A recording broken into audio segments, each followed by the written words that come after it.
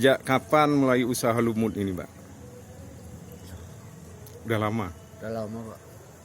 Kira-kira dari rezeki lumut ini rata-rata per hari berapa bungkus orang ambil ke sini?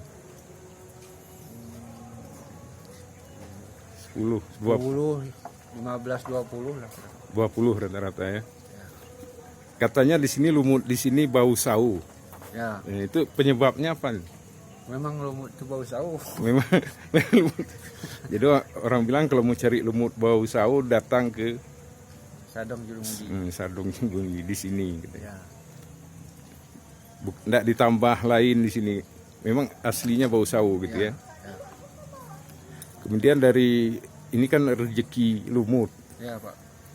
Pernah enggak lumut ini sampai hilang atau apa? Enggak. Enggak ya, terus dia nambah gitu ya. Ya, Makin diambil makin bertambah. sering bertambah. Makin bertambah.